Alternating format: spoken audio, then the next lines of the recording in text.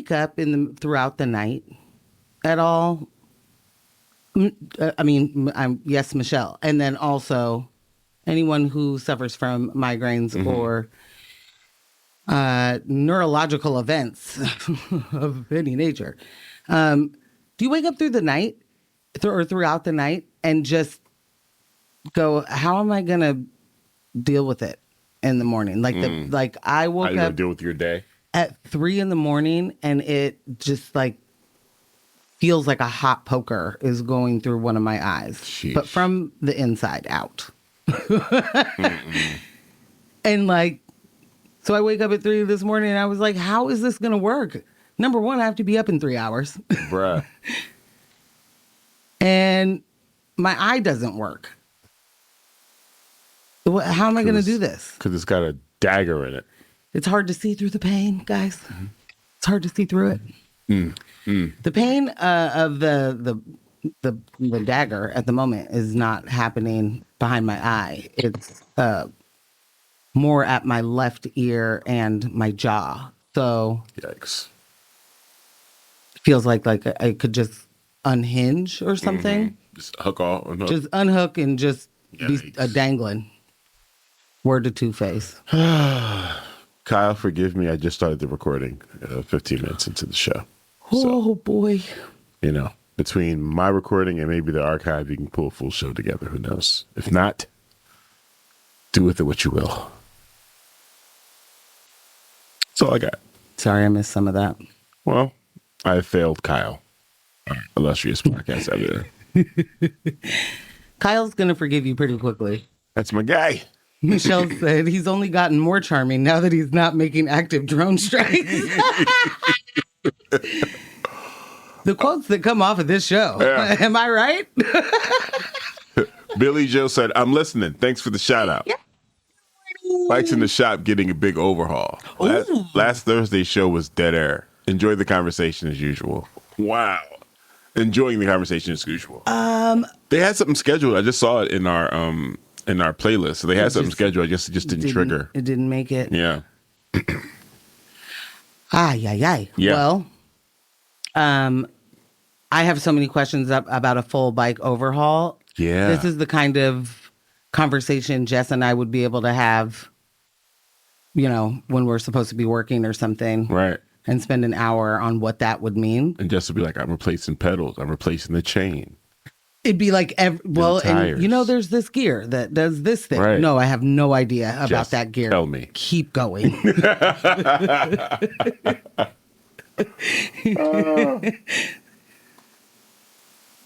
Oh my, this is not working. What happened? No, it is working now.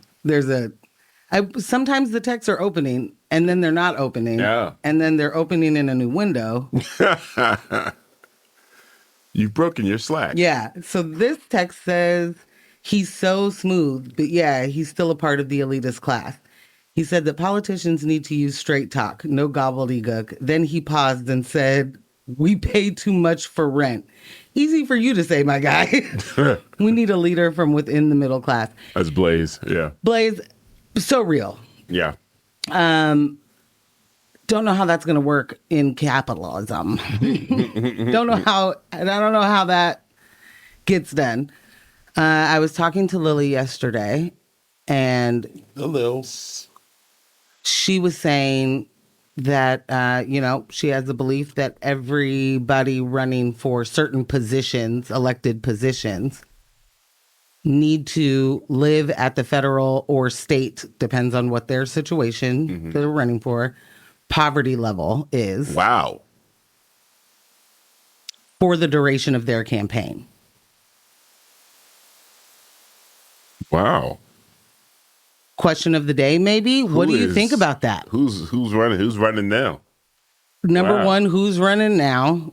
Ooh. I feel like there's some pluses and minuses to this because there's only a certain amount of people that are going to be able to continue to do campaign work on effectively no money, which we don't want a bunch of rich people already there. No.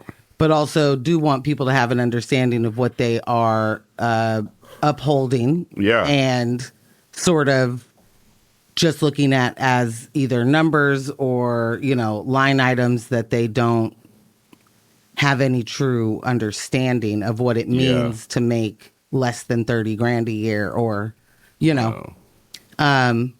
So question of the day? Yeah. I like that. I do like that. Speaking of Lily, I became aware of another scamber alert. Scamber alert. Now, as I was preparing for our show this morning, I often throw on YouTube just to, shock me out of bed, like just get up. Throw on something interesting on YouTube. Your algorithm is pretty solid. You'll find something. And there's this scam going on right now where people are receiving empty packages. Go on. Empty envelopes. Sometimes it's just like a paper clip in there or a hair tie. Sometimes people actually receive things, but for the most part, they're empty. And I believe what's happening is a continuation of what our fair Lily was experiencing for years, of those packages that they did not order. They just kept coming to the house. So they said what's happening is when you receive the package, you are now counted as a buyer for whatever item the person for the said you paperclip received. I got? No, whatever they said you received, whatever they said they shipped you. Oh, okay. And they can now use your identity to create a review for that item, which pushes it up in the different online stores. Yeah. Now, slow down. Okay. I'm putting on my. Are you zoning? Are you zoning in? Yes? Question mark? Paula's zoning in. I see. Yeah. Are you zoning? Yeah. I'm with it now. I thought you were doing a play on zoning. Like, are you zoning in? Okay. I'm with it now. Yeah. I have a business. Yes. My business is selling friendship bracelets. Yep. I have no reviews. I'm really good at the friendship bracelet making, but I don't have a lot of buyers because nobody's seeing me. I'm not hitting people's algos. I don't have reviews. Correct, Mundo. So I'm now I'm mailing. I've opened the phone book. So what happens is you're at this really cool party and you're talking about, how you just need some reviews for your friendship bracelet. And then someone's like, I know a guy who's really good at marketing. I'll call him over. Ambush. Morgan needs help with reviews. And I'd be like, oh, totes got you. What is it now? Friendship bracelet? All right. I like it. I love it. Why aren't more people talking about this? Right. Morgan, I got you. And you know what? For this first round, don't even pay me. I'm going to take care of you. Whoa. And then what she doesn't know is I have a seedy operation in which I have a bunch of people's identities and contact information. And I send all these empty packages to these people because I have their information already. And then once they receive that, it's confirmation of their address for me. And now that adds into the profile for the identity that I'm building. And then I use that existing information, and then I now do positive reviews for your friendship bracelets. But you don't know this. You don't know this is happening. You just I was just introduced to a marketing genius. Upstanding marketing genius. Yeah, I mean, he's very tall. Presumed. He's very tall. And that's not what I'm saying. Statuesque. Also, yeah. And not what it means. Some would say experienced in many martial arts. I see. Yeah. And that does correlate to the marketing ninjatics that you are able to do. Exactly. I see. Yeah. Yeah. Well, this message says, yes, I deliver empty packages to people that don't live at that house. It happens in bulk every now and then. Wowzers. Zoning in while yawning at the same time. Thank you, Blaze. Wow. Yeah. Yeah. It's mail botting. Okay. I don't. Thank you, Phil. Mail botting. Ah, what up, Phil? Yes. Said great morning, y'all. Yes, mail botting. Wild madness. Madness. Wait, what? This one says, wow, I just received this unexpected package that my uncle sent to his own house and somehow went to my address. That's Billy Joe. What? Excuse me? Whoa. So you know what kills me? There's like 1 million barcodes on this picture. Like, when does the thing know which one to read? Just I'm sending it back today. Get this out of here. Get this. That's wild. So yeah, Lily was getting packages for so long. I mean, months. This was years ago. Just months? It seemed like it lasted longer than that. I'm sure it did. Yeah. Because it was happening and she either mentioned it and I had forgotten, or she forgot to mention it a bunch of times and they had received a ton of packages by then. By the time she told me about it, or that I remember, it was like we basically got this stockpile of stuff that's come from Amazon or wherever. Like, you know, but we didn't order any of this stuff. But it was coming, if I remember correctly, like in her name.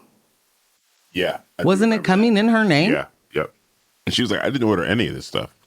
And checking her bank, like no money came out for this. Like, and it was stuff. Like she was getting. Yeah. Like actual the items. Most random. But like, here's a French press. And then here are some pool floaties. A phone mount for your car. A phone mount. A foam ball. Yeah. You know, like. Yeah, drink cozy. It was just like very random. All sorts of random packages of straws. Yeah. Wow. I don't know. That's wild. Is that what that was? Is that the beginning of mail botting? Were they just trying to see? I think so. Billy Joe said, wait, this came from, was it addressed? Okay. Package that my uncle sent to his own house and somehow it went to my address.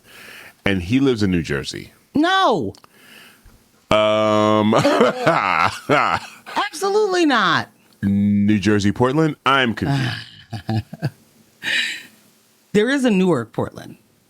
There's a Newark, Portland. No. There's not. Oh, okay. I know there's that street. That's just like all these East Coast streets in St. John's. Yeah. Yeah. I was like, is there a New Jersey one over there? There's a Philadelphia street. You know, there's Delaware. There's Delaware. Yikes. Man. Look at that. Well, before we go to a music break, I'm going to tell everybody what we're talking about. Please do. In national news, man accused of using Astor family name to steal $450 million from a Mexican billionaire. That's wild. Quite. We're also going to talk about the Stefon Diggs acquitted in assault trial after a 2-day trial in Massachusetts. Yes, I was glued. That is, in fact, the only thing that I've been listening to for the last 2 days. And in local news, Portland firefighter granted release as separate child luring case emerges. When you say release, you mean walking them streets? Dumb shit. Unemployed or granted release from jail? We'll get into it. Yeah. If you have questions, you know, you'll get them answered on the other side. Also, question of the day in this very moment is, do you think that people running for particular elected positions should have to live at the state or federal poverty line whilst campaigning? I love it. I hope I'm asking that question right. Wait, Steve said Lily should have opened up her own eBay store off those items from Amazon. I told her, you're wasting an opportunity here. Good morning, Steve. He said sometimes we have 1 million shipping addresses in our Amazon account, and we don't even know who we're sending stuff to, especially seniors. That is such real life because I have shipped things to so many people, right? And sometimes it will just randomly try and pick an address that I have used before. Right. I know that I have ordered things and not had to change the address, 20 times in a row. And then all of a sudden it's like, do you want to ship this to Cecily? And he's like, excuse me? Why? What? Excuse me? What? When's the last time I used that address? When's the last time I did that? That was a gift. What are you thinking? That order said gift. I don't even like all my family members' addresses are here. Yeah. I love it. Phil said, I need a 5-pound box of money in the mail. Yo! Want it!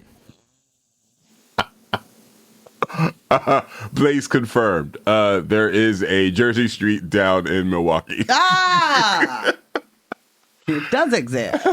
You're listening to X-Ray FM, KXRY Portland at 91.1 and 107.1 FM, and in Nahalem, Wheeler, Manzanita, and Rockaway Beach at 91.7 FM, streaming online everywhere at xray.fm. All right, we're going to hop into a music break, and we will see you right on the other side. Welcome back to News of My Fiancé with Morgan Jones and DJ Ambush right here on X-Ray FM. Shoot us a text. Join the very lively text conversation that's happening this morning. Hopping. 971-220-5979. That is your gateway into the conversation. That is your gateway into the coolest of clubs. Again, that number is 971-220-5979. We were discussing mail botting before the break. MAIL. Yeah, not what you guys were thinking. This isn't about virtual partners. Yeah. All right. What'd you say? Mail botting, virtual partners.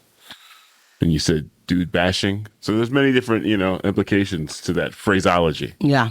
Yeah. Billy Joe said, so first off, he is receiving mail packages that do not belong to him from his uncle, sent to his uncle, but received at his address, which is very strange. Very, yes, very strange. Yes. All right. So, what was that latest response? Yes. Here's what's strange. My uncle's last name is my mom's maiden name, different from mine, and doesn't even have his name on it. How did they get my name from his account? MJ, what insight do you have to provide? Have you guys ever gone to a concert together? Are you serious? Uh-oh.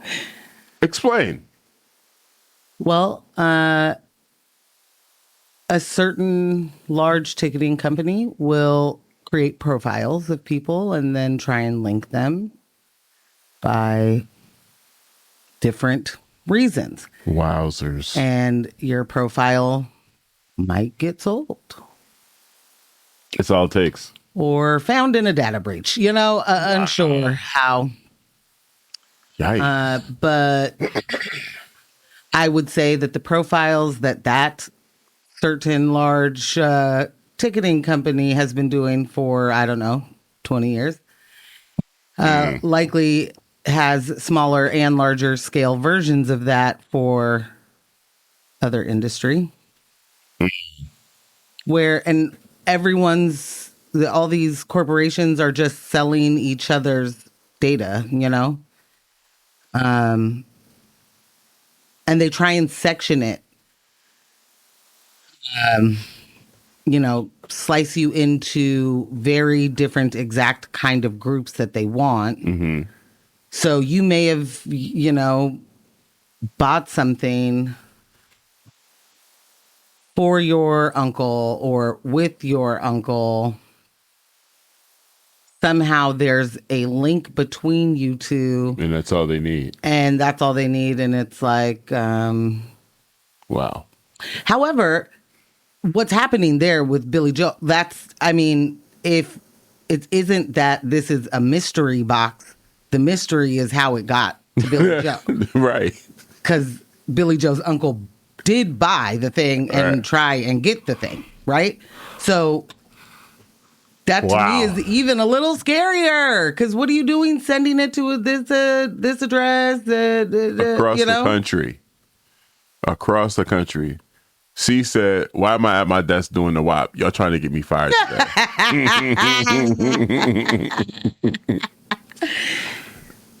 And I've never ordered anything from Amazon or online. Whoa! Oh, well, okay. Now I'm lost. Yeah. It's strange, man. I don't even know. Really not sure what to say to that. Michelle said, I had bad news about how much data about people you are associated with is all over the internet and being compiled and sold. Yes. Thank you. That's what I was trying to get to. Yeah. The associated with. It's like, who's adjacent to you? And you make, there's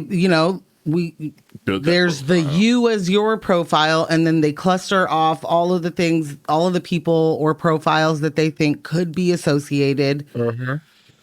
And how could we, market directly to this group? Does this group normally go to Bonnaroo? Well, then let's start sending them, camping equipment 3 months before Bonnaroo tickets go on sale. Right. Who's all in that same text thread? Right. Yeah. Yeah. I Michelle, I'm gonna tell you something right now. As a former conspiracy theorist, I've seen enough things come true that, hey, of course it's happening. Of course. Protect what? She said, or Amazon is using Ancestry.com for all deliveries now.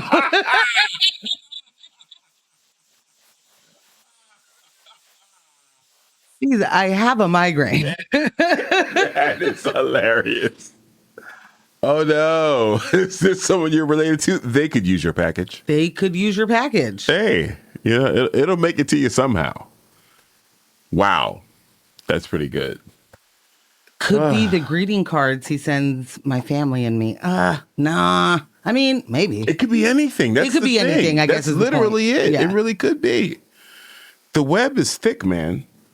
Speaking of webs, and this was not a part of the document, did everybody know that Kyle Rittenhouse's life was threatened yesterday by a brown recluse? That was an amazing segue. Thank you. Wow. Okay. Give it to me. I'm excited to hear about Kyle Rittenhouse being in pain. Of any sort. Well, yeah, in true Rittenhouse fashion, he had to share with everyone that he was, almost dead or something. He posted a picture of himself in the hospital, posted a picture of the bite with a circle around it.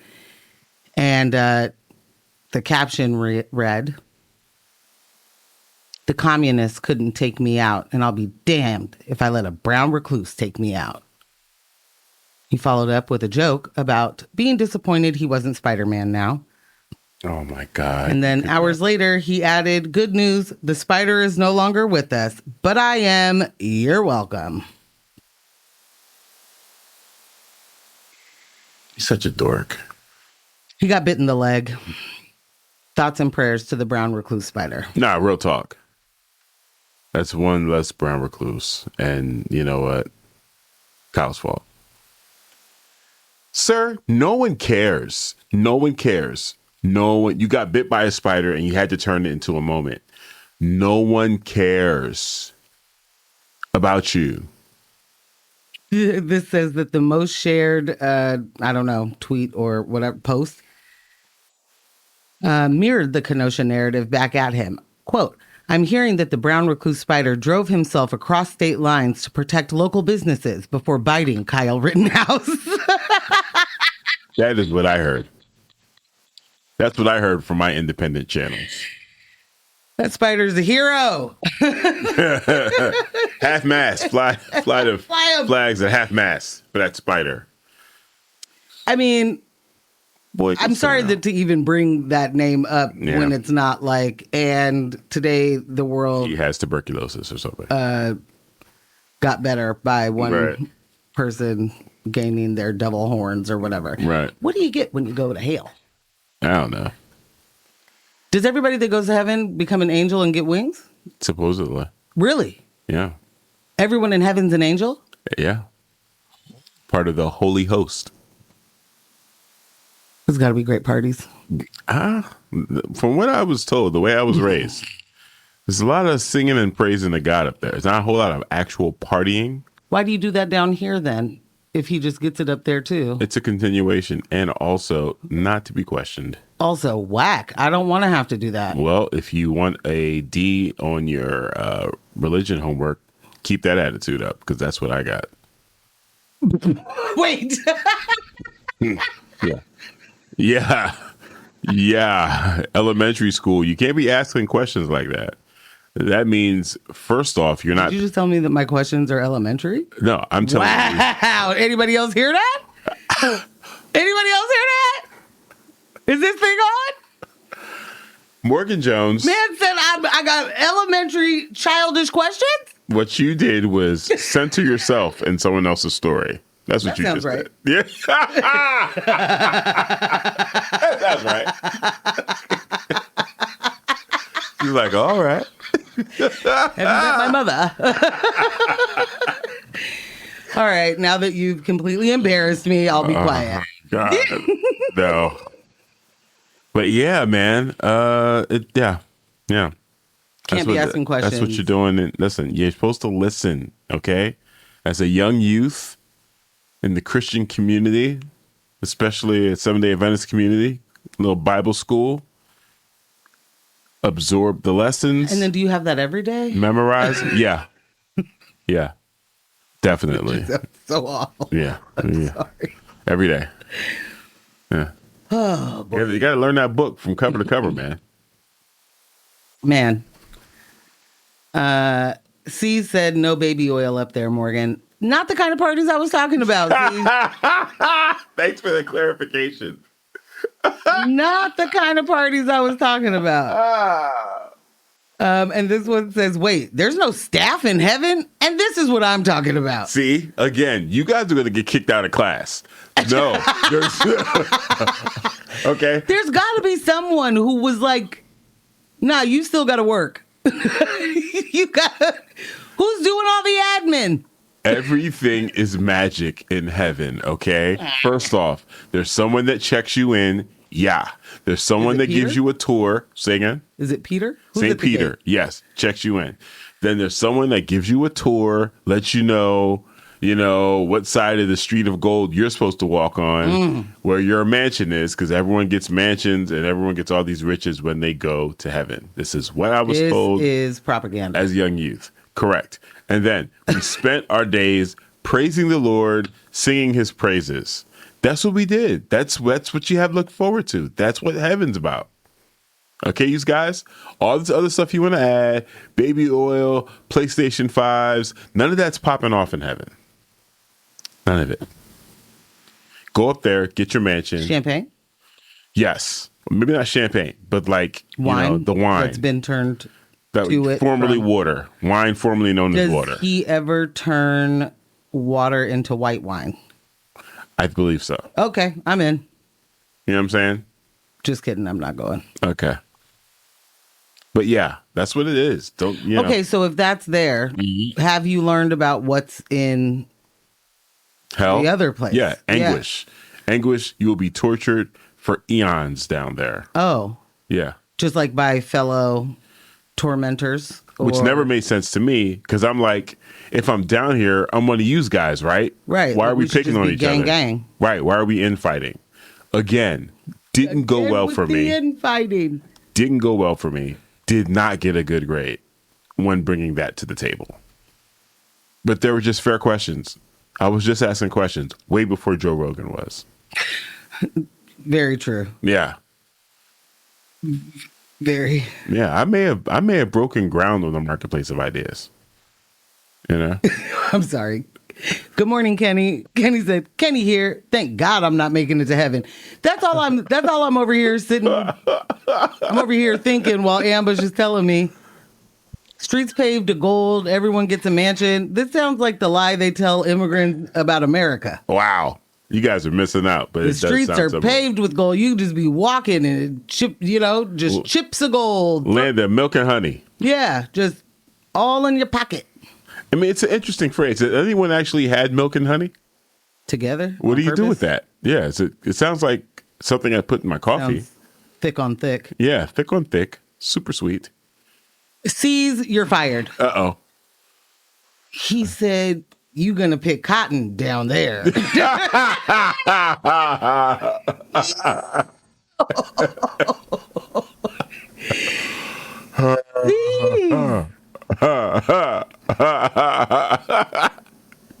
Terrible. You wildin'. Oh, goodness. This one, it's easier to get a ship through the Straits of Hormuz than it is to get into heaven. You are correct. You are correct, Blaze. It is.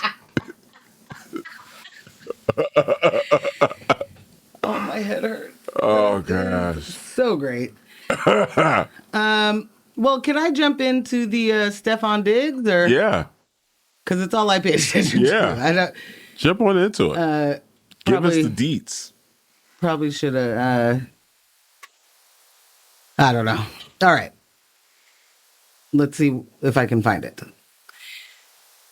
Boom. All right. Former NFL wide receiver. Yeah. Stefon Diggs was found not guilty Tuesday on all criminal charges stemming from allegations that he assaulted and strangled a former private chef at his Massachusetts home. A jury in Dedham District Court reached its verdict after less than 2 hours of deliberation, following a brief 2-day trial that centered on conflicting testimony and questions surrounding the credibility of the accuser. Diggs had faced one felony count of strangulation or suffocation and one misdemeanor count of assault and battery after private chef Jamila Adams accused him of attacking her during a dispute over money she claimed she was owed. Prosecutors allege the incident occurred while Adams was working and living at Diggs's residence, but defense attorneys argued the allegations were unsupported by physical evidence and inconsistent with Adams' behavior after the alleged confrontation. During the trial, defense attorneys aggressively questioned Adams about an alleged $5.5 million financial demand tied to potential civil litigation and a workers' compensation claim. Witnesses called by Diggs's legal team, including employees and associates who interacted with Adams after the alleged incident, testified that they did not observe visible injuries or unusual behavior. Jurors were also shown footage reportedly depicting Adams socializing and dancing with friends shortly after the alleged assault. Prosecutors acknowledged during closing arguments that Adams was not a perfect witness, but argued inconsistencies in her testimony did not invalidate her claims. Assistant District Attorney Drew Virtue urged jurors to focus on the broader circumstances of the alleged assault rather than Adams' courtroom demeanor. However, defense attorneys maintained the prosecution failed to prove guilt beyond a reasonable doubt and characterized the case as built on speculation rather than concrete evidence. The acquittal marked the end of a legal ordeal that had overshadowed Diggs' football future for months. Once one of the NFL's premier receivers during his time with the Buffalo Bills, and later the New England Patriots, Diggs entered a free agency while the criminal case remained unsolved. According to reports, the allegations first surfaced publicly in late 2025, prompting significant media attention and uncertainty surrounding whether another NFL team would pursue the veteran receiver. Commentators following the case said the prosecution struggled to overcome gaps in evidence and issues involving witness preparation. NBC sports analyst Mike Florio wrote that the case exposed broader concerns about how prosecutors evaluate witness credibility before bringing charges, arguing Diggs should have never been charged based on the evidence presented at trial. Florio also noted the trial highlighted the risks of professional athletes that they face regarding people with their personal circles and entourages. Diggs did not publicly address reporters following the verdict, leaving the courthouse quietly as supporters gathered outside and celebrated his acquittal. With the criminal proceedings now concluded, attention is expected to shift toward whether the 32-year-old receiver attempts an NFL comeback ahead of the upcoming season.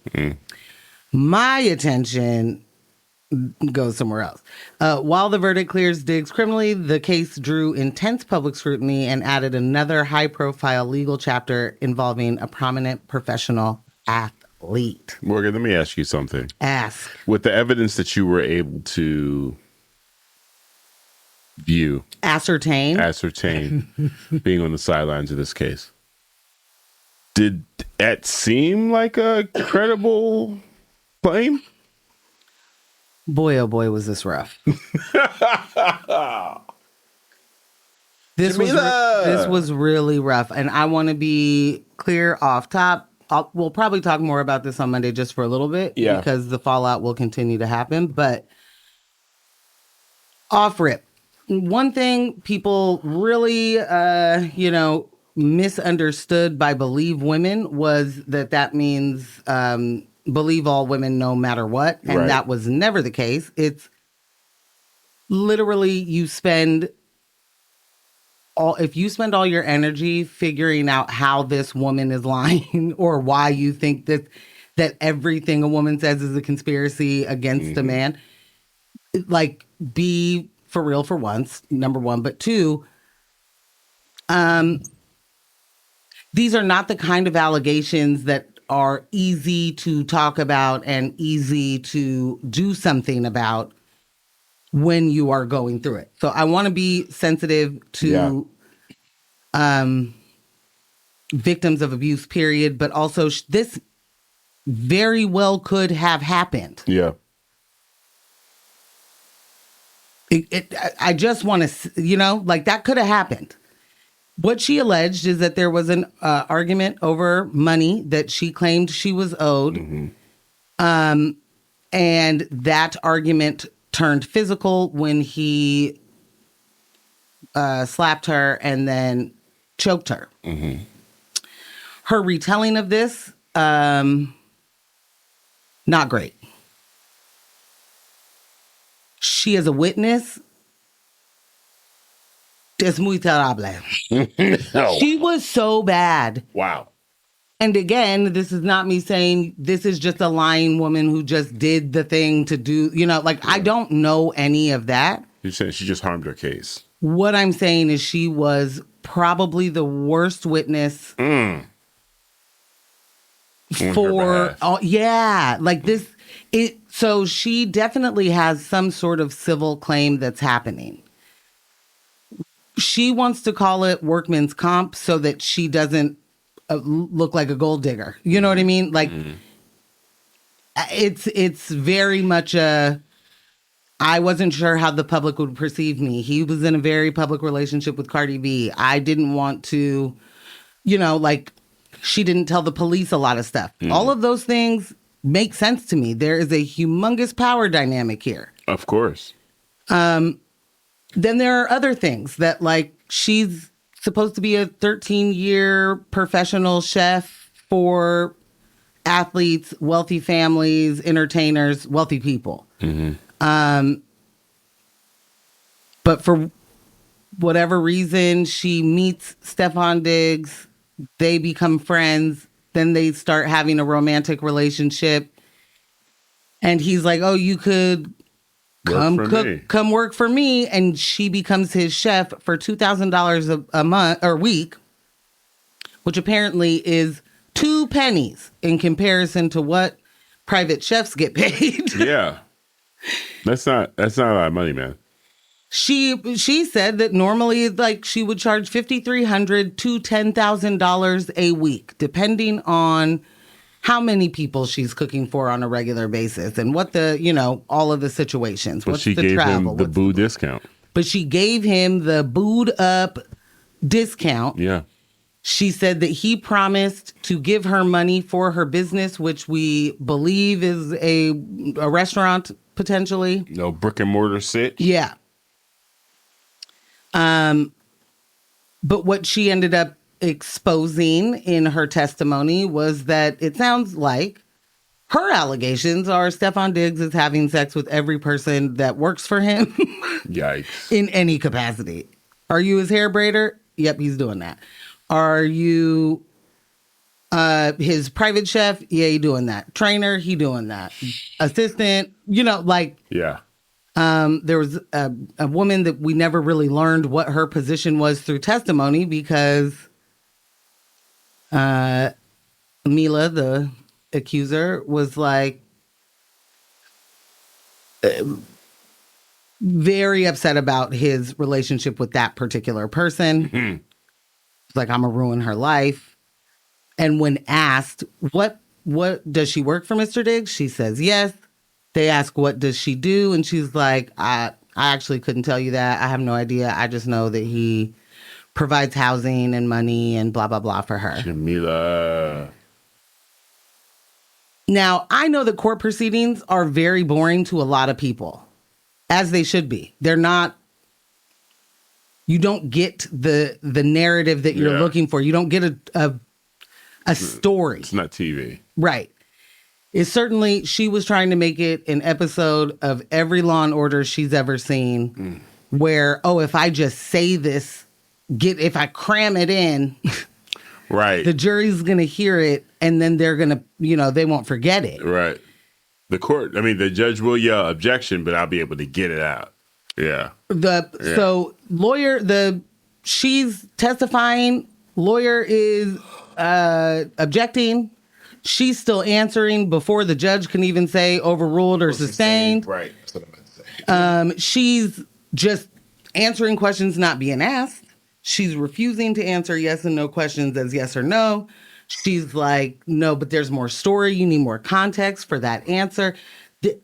The judge had to say to her so many times, girl, this is not your opportunity for a narrative or to rant. The court is questions and answers. And there's only certain things that can be admitted into evidence. And there are only certain things that, on the second day, she said to her when she came back, she testified a little and she was doing the same thing as the day before. Even though they had obviously tried to recoach her. If she couldn't do a yes or no answer, she would say, I'm sorry, I don't know how to answer that question without further context. I'm sorry, I don't know how to answer that question without explaining more. I wish I had that in my tool bag when my parents were asking me stuff when I was a teenager. I'm sorry, I'm not going to be able to answer that question. Without further context, Dad. Sorry. So, down to, have you hired a lawyer? Yes, a workman's comp lawyer. This is a yes or no question. Have you hired a lawyer? Yes, a workman's comp lawyer. No one, gorilla. Like it was like that. Like she would just not just say yes. I have.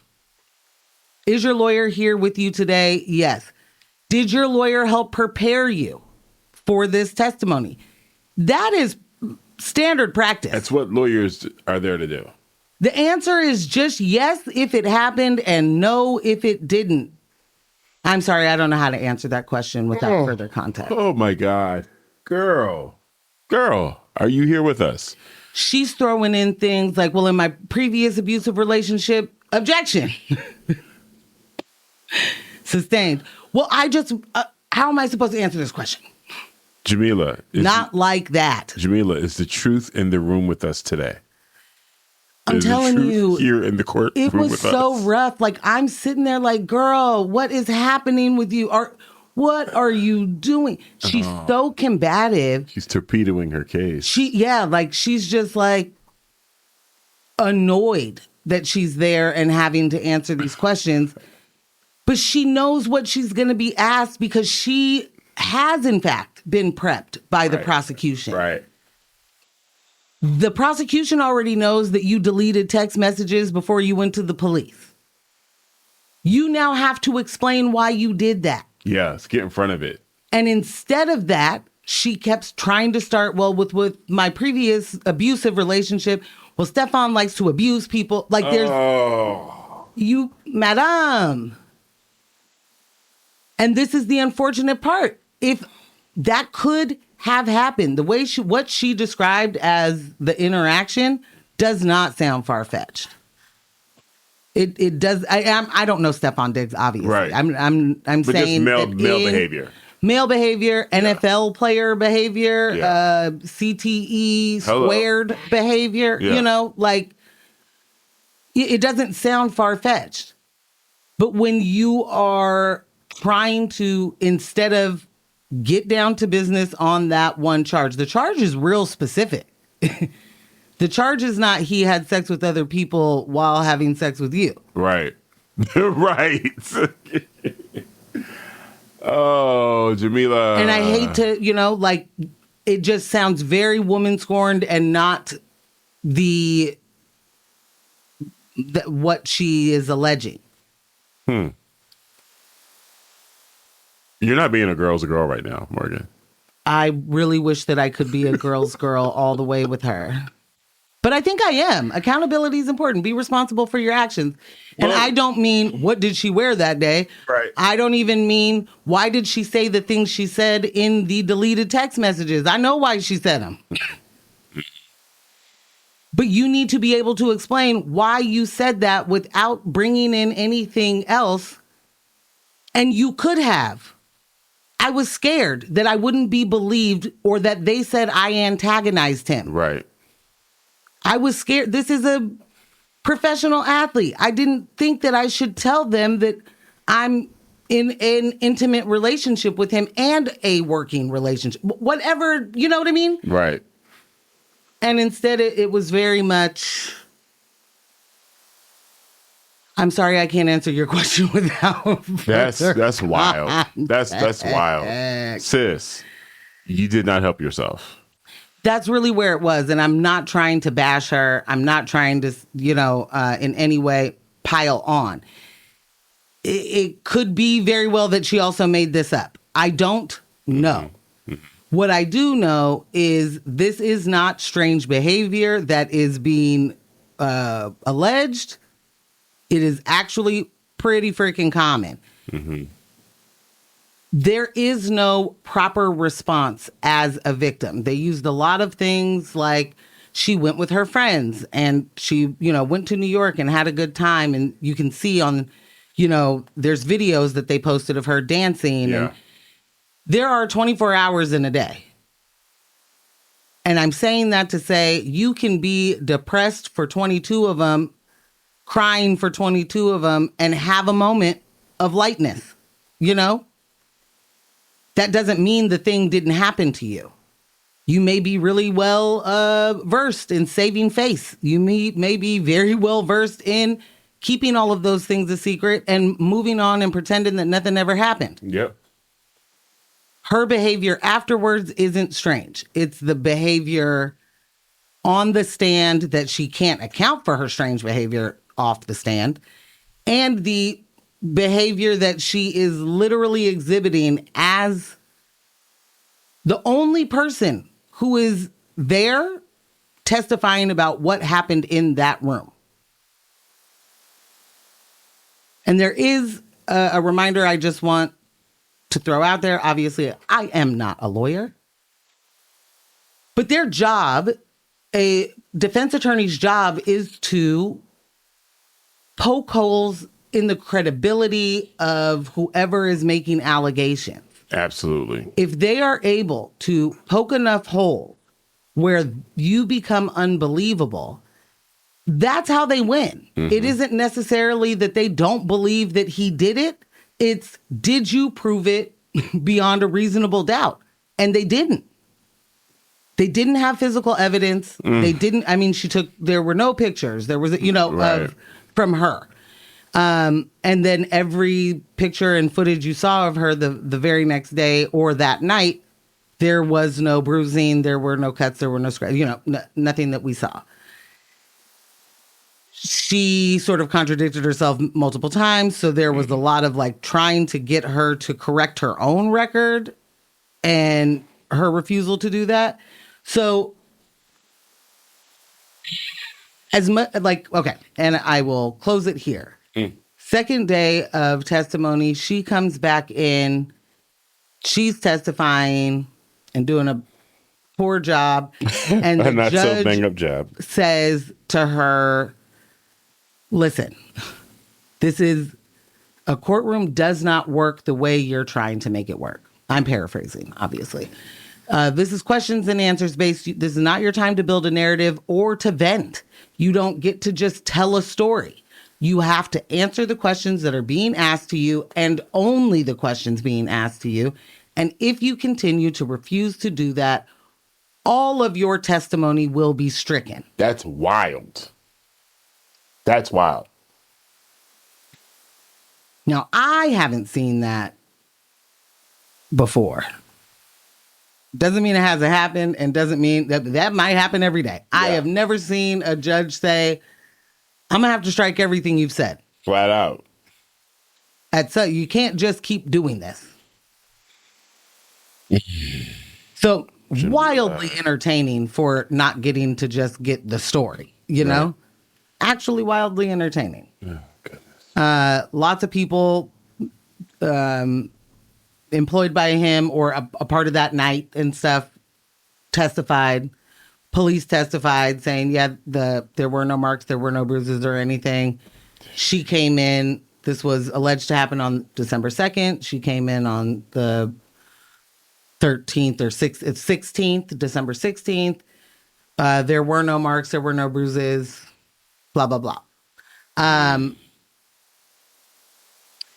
It did not help that she is claiming that he owes her money for past wages and reimbursements. And then the finance lady was like, well, we did an audit to see what are all the payments that we've done. And this is a third party, you know, like you're paying Gusto or whatever. And I'm saying that to be clear, she does not live in Mr. Diggs' house or, you know, like some of these other people. She was like, we, in fact, found we had overpaid her by $2,500 and some change because she continued to submit the same receipts multiple times over 6 months. Girl, Jamila. So I don't, you know, when they asked her, did you, or there was a demand, your lawyer made a demand for $5.5 million from Mr. Diggs. Are you aware of that? She says, I don't know how to answer that. She says that's a workman's comp claim. She then says, when asked, your lawyer sent that on your behalf. Is that correct? And she said, that is attorney-client privilege, and I cannot speak on it. Girl, it's public filing. Yeah. I just know that juries also pay attention to how the lawyers respond to witnesses. And that particular defense attorney was getting so annoyed with her, like so frustrated that I was like, don't you lose your case. Because she was like, ma'am, you don't know if someone made a demand for $5.5 million on your behalf. And she was like, basically the judge had to intervene and was like, do you know that? And she said no. And she was like, well, the answer is no then. That's, wow. You just up there. The answer is a lie. Up there just telling tales, girl. Wow. That's rough stuff. Yeah. That's rough stuff. There's so much. That's why we'll have to. Yeah, we got to continue on Monday. Yeah. Wow. Whew. Okay. That was harrowing. We're going to jump into a music break. And then, we'll figure out which of the other two stories we're going to cover. We got time for, I think, at least one more. So stick around. Right back. This is my fiance, Morgan Jones, and DJ Ambush. Oh, man. What'd it do? If I could play more of that Kelis album, I definitely would. Actually, you know what? Let's hop into this next story.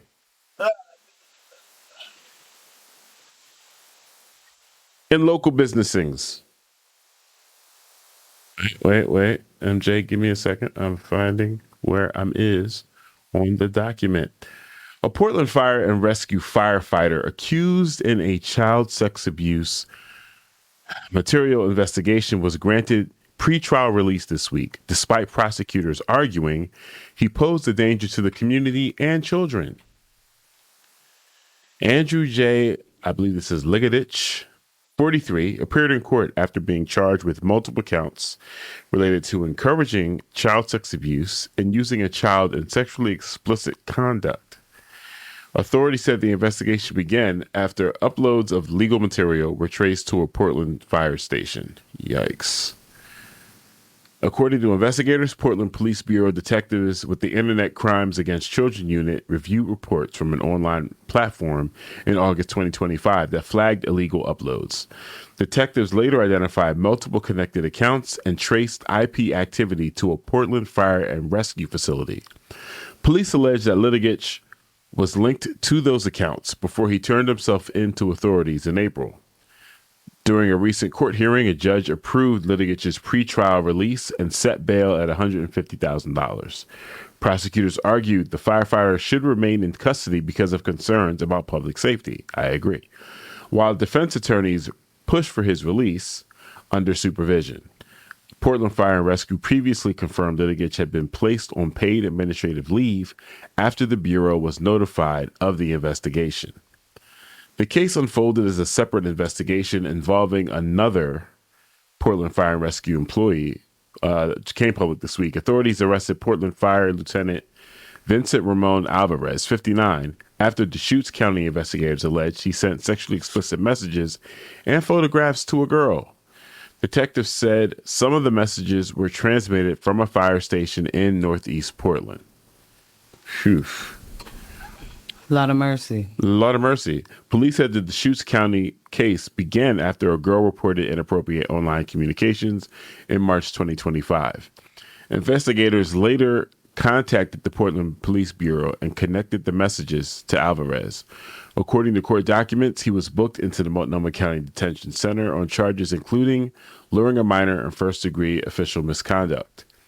Portland Fire and Rescue said Alvarez was immediately placed on paid administrative leave following his arrest. In a statement, the Bureau said it will continue monitoring the case and determine whether further disciplinary action or an internal investigation would follow. Officials emphasized the matter remains. Officials emphasized the matter remains an active criminal investigation and declined additional comment. The two investigations have intensified scrutiny on Portland Fire and Rescue and raised broader concerns about online child exploitation cases in Oregon. Law enforcement agencies across the state have increased enforcement efforts targeting crimes involving minors and internet-based exploitation in recent years. Investigators in both firefighter cases said the inquiries remain ongoing and urge anyone with additional information to contact authorities. You know what super sucks right now? Like supremely sucks? Is how we are seeing an uptick in coverage in this type of crime because of the Epstein files, while at the same time it normalizes not just the activity, but the way it's mishandled. The non-accountability. And the non-accountability. Like you can literally read this story, hear this story, and shrug and be like, yeah, no surprise there. And really keep it moving because of the way that, not just purely because of the way the Epstein files have been handled, but that the cloud, that what that's done to the atmosphere, what the air feels like right now. Quite a pump fake, you know? Yeah. I mean, years and years and years of, hey, there's something going on there. Hey, there's something. Something's afoot, something's a neck, something's abroad, something's a happening over there. And then to get, not to get too into the nitty gritty and conspiracy of it all, but when you're able to do the I'm rubber, you're glue Pizzagate, Yeah. and then get a fervent like QAnon and, Pizzagate folks that are now like the cabal of the Democrats. They're eating babies, they're drinking the blood, they're doing the things, and then some of those files are like, nope, it's these guys doing the babies and drinking the blood. And then also it's all of them, I guess. I don't know. For what the people that were, losing their minds about this, and I say rightfully so, losing your mind about trying to hold people accountable for heinous actions. However,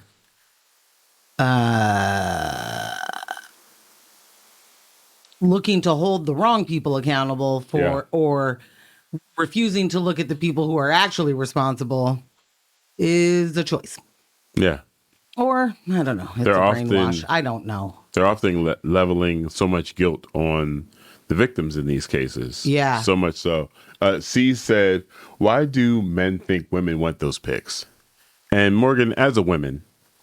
Yes. I'm here to represent a woman. Yeah. I pose that question to you. When you receive unsolicited photos of any kind.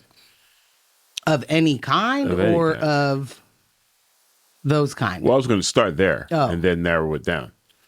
Unsolicited photos of any kind. What's your first reaction? Like, I wonder what this is for. Right. Now, we can get down to the nits and grits. When you receive unsolicited photos of a sexual nature. Oh, I wonder what this is for. Okay. All right. Nothing changes. It's still, who is this for? What's this happening? This is clearly not being sent to moi. I did not request. I did not request this. I've never understood the unsolicited pic. Yeah. I do understand that it could be hard to ask for consent of, can I send you this? Can it? No, I mean, in the mind of the person who wants to. I'm not saying it is. Yeah. I'm saying I can see how, hey, you want to just urge. You take just a pic? Kind of fight the urge. I just want to, I just want to show you. Yeah.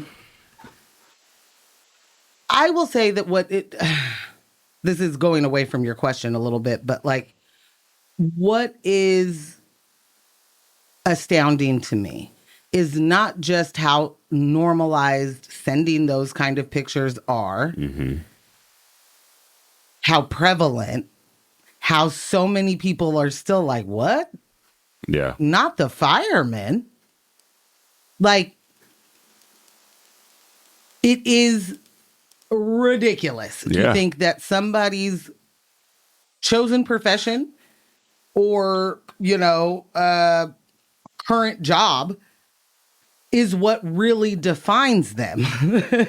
Yeah, that's their personality. And it's the propaganda of law enforcement and first responders. I am not saying first responders aren't great, like what I'm saying is there's propaganda around the field, right? And there's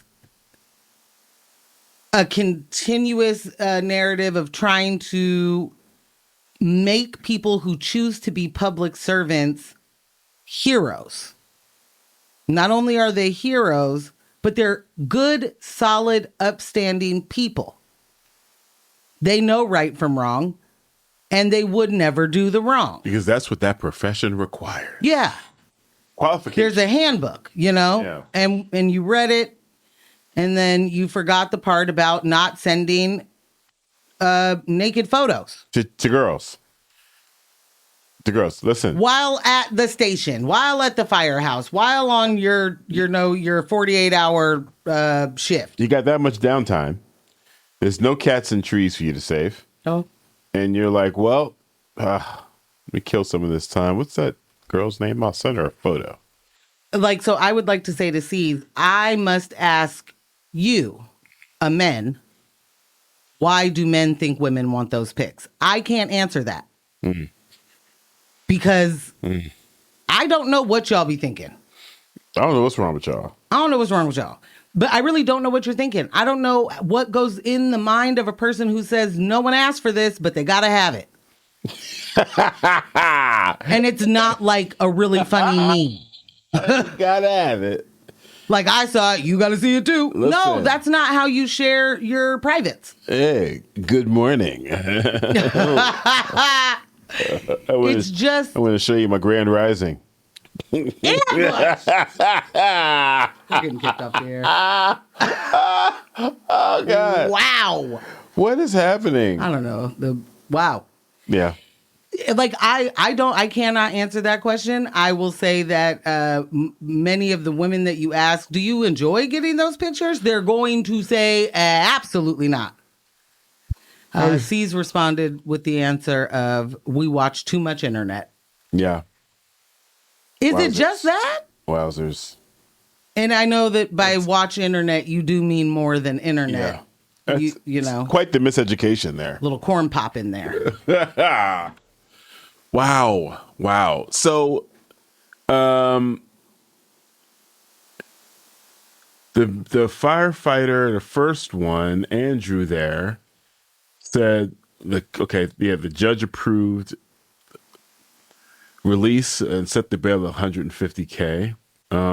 Prosecutors argued the firefighter should remain in custody because of concerns about public safety. Here's the thing, right? I'm pretty sure that often in these cases,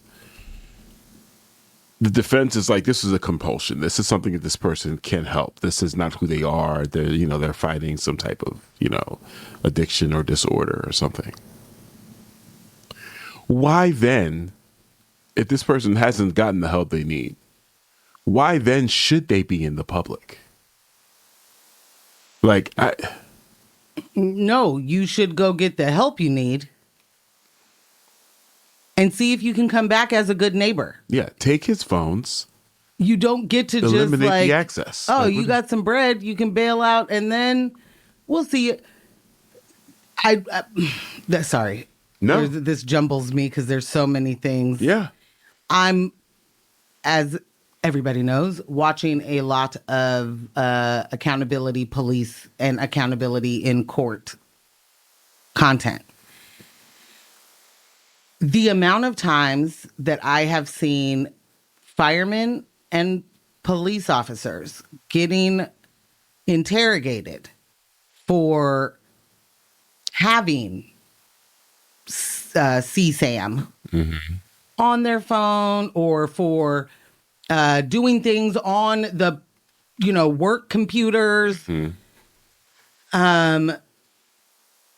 It's actually kind of astounding. I'm not talking about like the predator, gotcha dudes that'll just like set up a sting and try and be Chris Hansen. It's just mad common. Huh? It's just mad common. Yes. Yeah. And the way that they describe, I watched a police chief say, I'm as confused as you are. I was trying to figure out, how do I get these people to tell me where they even get it so we could, because this is a case. Sir, you don't have to trade photos. Yeah. Videos. You don't have to be out here asking for it. Anybody got a blah, blah, blah, trade for a blah, blah, blah? When you still haven't fleshed out as the police chief or assistant chief or whatever, you haven't sussed out how to make this an investigation. Because it's you, it's what you like, it's what you're into, and you are a public servant, big, huge air quotes around that, where you are in charge of who gets the mighty fist of the law. Yeah. And you assume it's never going to be you. Right. You made a point, as you were making a point earlier when I was talking about Epstein and all of that and just the whole accountability dynamic. Especially when you're talking about, the babies and the cannibalism. If this were someone from your local town, city or town, there would be the appropriate amount of vitriol and anger and people they want results. They want to see justice done. when it comes to the ultra wealthy, there are so many things that we just, well, they do wild stuff. They do crazy things. Yeah, but they probably done so much worse than this. There's just this a shrug. Yeah, just a shrug, this dismissal of everything that's tied to their elitism. And it's just like, what is criminal, what is horrible, doesn't even matter because they're so rich. And that's like a determination that we have decided as a society. Like, well, not that you're right. We haven't decided it, but it's propaganda. We're carrying it forward. We've been indoctrinated with the idea that the more money you have, the smarter, the better, the bigger, the stronger, the faster. And that also means that you are a better person. Yeah. You wouldn't do those things. You don't need to do those things. This is, capitalism, patriarchy, white supremacy, all working in tandem for these kind of results. Yeah. Because the classism alone of, well, those people would never eat babies, or those people would never hurt children. Those people would never, right? But people are disposable to those people. Yes. They are not. If you're poor, you're not even a human. And it's hard for us to understand that mind frame because you've been indoctrinated with this idea that because they're wealthy, they're good somehow, inherently. Good people, good stock. Yeah. Wouldn't do that. Come from a good family. Yeah. Those good families with lines, of wealth stacked on top of each other are vile. Vile. But the victor gets to tell the story. So, they were nice slave owners, and the lady of the house was good. She was so caring. She made sure they ate good. She took care of their wounds. They get to tell the story. So there's a lot of people that are like, the wealthier you are, the less your hands would ever need to get dirty in these seedy things. Please. So above There's that. movies about, wealthy people hunting poor people on purpose. It isn't a far-fetched idea. It's right.